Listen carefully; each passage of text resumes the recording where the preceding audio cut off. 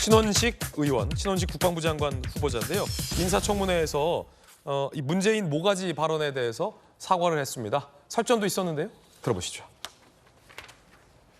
지금이라도 자신의 과거의 발언에 대해서 사과하시고 자진 사퇴할 생각이 없으십니까? 2019년 문재인 정부가 했던 안보 정책을 비판하는 과정에서 과한 표현이 있었다는 점은 이미 유감을 표명했는데 그 부분에 대해서는 제가 사과를 하겠습니다. 지금 그런 표현에 대해서는 제가 적절치 않았다고 사과합니다.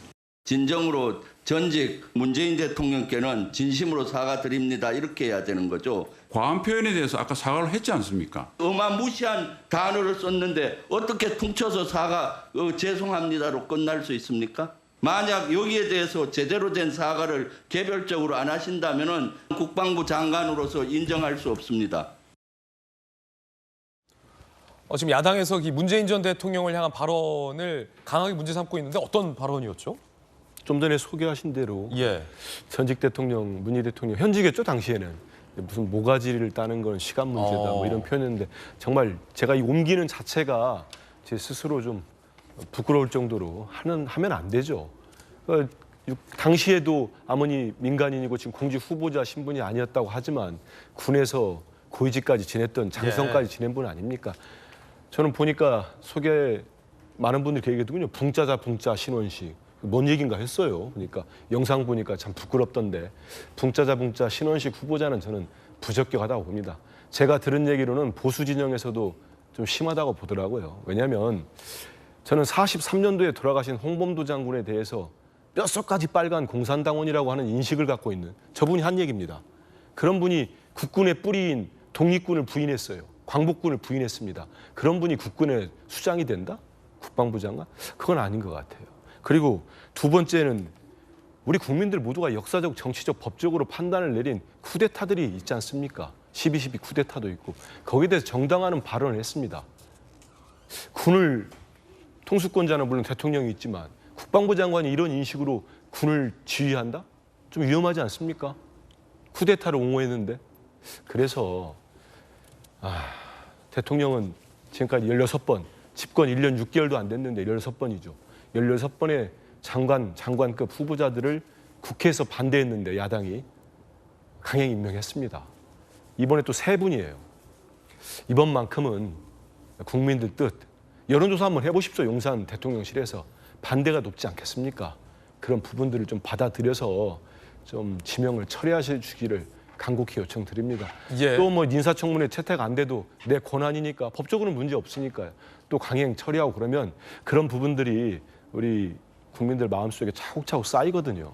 그게 이제 뭐 내년 4월까지 가면은 어떤 결과가 나오겠습니까? 우려돼서 한 말씀 드리는 겁니다. 예. 신원식 후보자는 이 문재인 전 대통령 관련 발언에 대해서는 사과를 했고 이 쿠데타 옹호 논란에 대해서는 오해다라고 반박을 했습니다.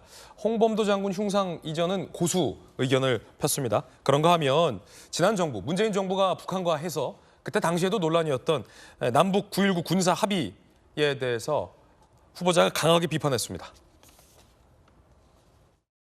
저는 9.19 합의 자체가 북한에만 유리하고 우리한테는 일방적으로 불리한 합의라고 늘 생각해왔고 지금도 그 소신에 변함이 없습니다. 최대한 빠른 시간 내에 폐기까지는 못 가더라도 효력 정지는 시킬 수 있도록 최선을 다할 생각입니다. 사실 뭐 안보 전문가이기도 한 김근식 교수님, 네. 9.19 남북 군사 합의에 대해서 당시에도 논란이 많았는데 북한이 잘만 지켜준다면야 이 한반도의 정중앙에서 벌어질지 모르는 어떤 무력 충돌의 위험성을 낮추는 순 기대 효과가 있겠습니다만 북한이 이를 계속 어겨왔어요, 일방적으로.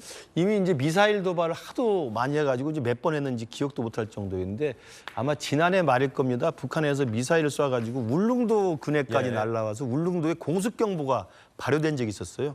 그건 이미 9.19 군사분야 합의서에 이 완충 지역을 설정해놓고 포사격 안 한다, 기동훈련 안 한다, 정찰 비행 안 한다는 걸 이미 다 깨고 있다는 걸 여전히 아주 그냥 여실히 보여준 사건 아니겠습니까? 뭐 서울, 인천, 강화에 드론도 여러 차례 왔었고요. 그렇습니다. 그러니까 이미 9.19 군사분야 합의서는 누구의 책임을 탓할 필요도 없이 무력화돼 있습니다. 무력화돼 있다. 북한은 수시로 도발하고 있기 때문에 예. 아마 그런 의미에서 저 부분을 이제 효력 정지를 이야기할 거라고 그러는데 근데 이제 이게 남북이 정부 당국이 공식적으로 합의한 거기 때문에 우리가 먼저 무효화를 선언하기는 굉장히 부담이 있을 겁니다. 그렇군요. 그래서 아마 국방부 장관이 되면은 그 이후에 적절한 방법을 생각할 거라고 보고요. 추가로 한 말씀 드리면 아까 그 문 전 대통령에 대한 그 과도한 발언에 사과를 했는데 그 발언했던 그 집회가 이제 태극기 집회 현장에 가서 흥분되다 보니까 많이 했던 것 같은데요. 저분이 제가 개인적으로 잘 아는 분입니다만 9.19 군사 분야 합의에 대한 굉장한 반대를 세게 했던 분입니다. 그래서 대수장이라고 그래서 대한민국 수호 예비역 장성단이란 그 예비역 장성들의 모임을 만들어요. 그래서 2018년도에 그 대수장을 주도했던 분입니다. 민간인 신분으로. 그러면서 광화문 집회 가서 아마 발언들을 하다 보니까 좀 격앙돼서 그런 해서는 안 될 말을 한 것으로 제가 알고 있기 때문에 그런 발언, 그다음에 쿠데타에 대한 잘못된 인식, 이건 좀 사과를 하고 해명을 하면 될 것 같고, 그러나 9.19 군사 분야 합의에 대한 그때부터의 강력한 반대 의지는 저는 개인적으로 동의하기 때문에 그런 건 국방부 장관 취임 이후에 적절한 방법을 통해서 좀 교정을 해주기를 바랍니다. 예.